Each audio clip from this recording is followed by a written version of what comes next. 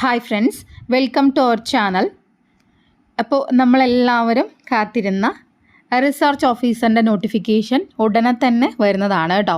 October 21 ചേർന്ന commission യോഗത്തിൽ വിജ്ഞാപനം പ്രസിദ്ധീകരിക്കുന്നതുമായി ബന്ധപ്പെട്ടുള്ള സർക്കുലർ വന്നിട്ടുണ്ട്. ഇക്കണോമിക്സ് ആൻഡ് സ്റ്റാറ്റിസ്റ്റിക് വകുപ്പിൽ റിസർച്ച് ഓഫീസർ. അപ്പോൾ റിസർച്ച് ഓഫീസർക്കായുള്ള പുതിയ ബാച്ച് എഡ്യൂക്കേറിൽ ആരംഭിച്ചിട്ടുണ്ട്.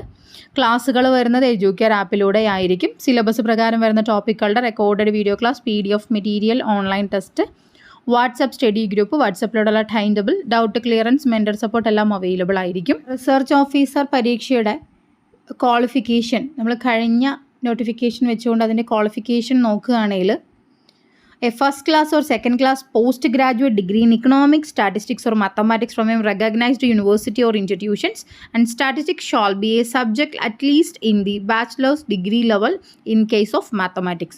അപ്പോൾ എക്കണോമിക്സ്, സ്റ്റാറ്റിസ്റ്റിക്സ്, മാത്തമാറ്റിക്സിൽ PG. ഓക്കെ, അതുപോലെ തന്നെ ഈ മാത്തമാറ്റിക്സുകാരുടെ കേസിൽ നോക്കുകയാണെങ്കിൽ അറ്റ്ലീസ്റ്റ് ഒരു സബ്ജക്റ്റ് എങ്കിലും സ്റ്റാറ്റിസ്റ്റിക്സ് പഠിച്ചിരിക്കണം ഡിഗ്രിക്കെങ്കിലും കേട്ടോ. പിന്നെ അതുപോലെ കൊമേഴ്സുകാരുടെ കാര്യത്തിൽ കൺഫർമേഷൻ വന്നിട്ടില്ല. ഒരുപാട് പേര് കൊമേഴ്സുകാർ ചോദിക്കുന്നുണ്ട്. കൊമേഴ്സുകാരുടെ കാര്യത്തിൽ കൺഫർമേഷൻ നമുക്ക് അടുത്ത നോട്ടിഫിക്കേഷൻ വന്നാലേ അറിയാനായിട്ട് സാധിക്കുള്ളൂ. മാക്സിമം കൊമേഴ്സുകാർക്ക് അപ്ലൈ ചെയ്യാൻ കൊമേഴ്സുകാരെ യോഗ്യതയിൽ ഇൻക്ലൂഡ് ചെയ്യുമെന്ന് പ്രതീക്ഷിക്കുന്നുണ്ട്. കാരണം ഇതിന് മുൻപ് അതുമായി ബന്ധപ്പെട്ടൊരു സർക്കുലർ PSC ഇറക്കിയിട്ടുണ്ടായിരുന്നു. അപ്പോൾ നോട്ടിഫിക്കേഷൻ വന്നാലേ കൺഫേം ആവുള്ളൂ കേട്ടോ. അപ്പോൾ ഈ ഒരു എക്സാമിന് പ്രിപ്പയർ ചെയ്യാൻ ആഗ്രഹിക്കുന്ന സ്റ്റുഡൻസിനായിട്ട് എഡ്യൂക്കെയറിൽ പുതിയ ബാച്ച് ആരംഭിക്കുന്നുണ്ട്. അപ്പോൾ കേരളത്തിൽ തന്നെ ഏറ്റവും കുറഞ്ഞ ഫീസിൽ കോഴ്സ് നൽകുകയും ഒരുപാട് ഉദ്യോഗാർത്ഥികളെ മെയിൻ ലിസ്റ്റിൽ ഇൻക്ലൂഡ് ചെയ്യിപ്പിക്കുകയും ചെയ്ത സ്ഥാപനമാണ് എഡ്യൂക്കെയർ.